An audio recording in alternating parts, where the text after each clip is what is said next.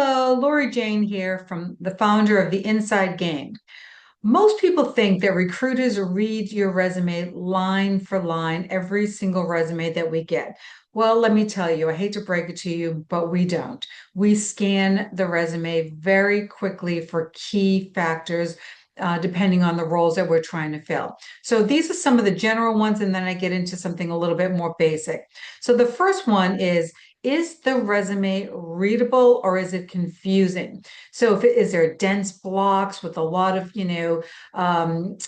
information on technology? Is it chaotic? Is there pictures? Is there different, blocks and spacing errors? Weird formatting. It's if it's hard to follow, I got to tell you, I'm not going to waste my time to try to figure it out. It doesn't matter who they are. I'm just going to pass. Okay, if we have to work too hard to figure out your career, then it's not working for us and it's not going to work for our clients either.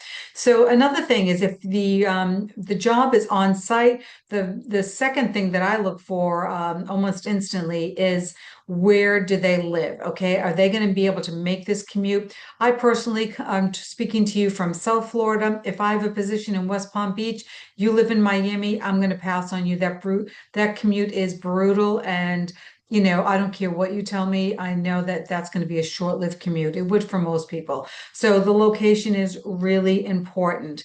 The next thing is, are you working now? I'd like to get an idea of how long you've been out of work. And I like to think about why they're out of work so long. And I know we're in a tough market right now, so it doesn't apply the same way it did a couple of years ago. But still, it's important for most recruiters to see if you are still out of work or not.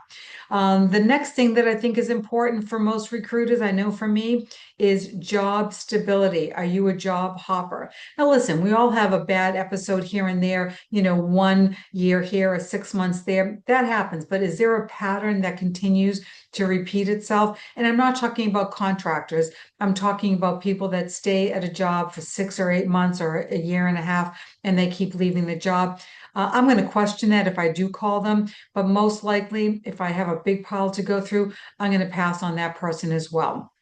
The next thing is if my client requires a degree or they require a certification, I will look right away to make sure that they have those. If they don't, I pass on them as well. The next thing is titles. Do your titles match the body of the description of what you've done for your last job or any of your jobs?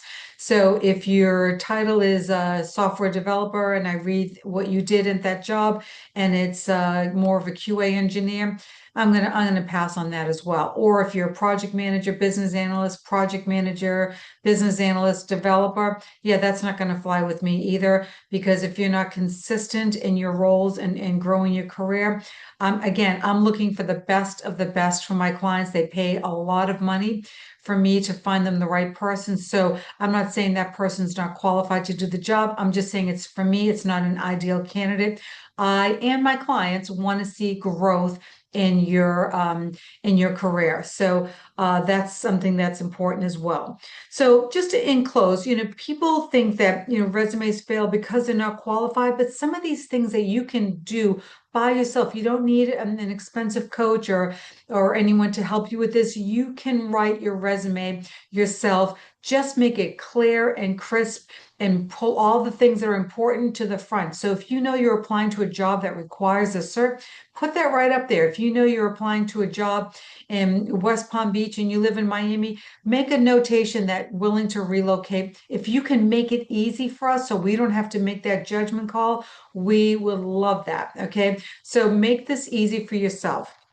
That's the best thing that you can do for sending out your resume to recruiters. It helps a lot. So, of course, if I can help you with anything, comment below any other tips or anything that you're looking for. Let me know. I look at all my comments and I answer as quickly as I possibly can. So I hope this helps. And next time, just make sure your resume really sings the way you want it to and make it, so our recruiters don't have to figure it out. Hope this helps. Thank you and be careful out there.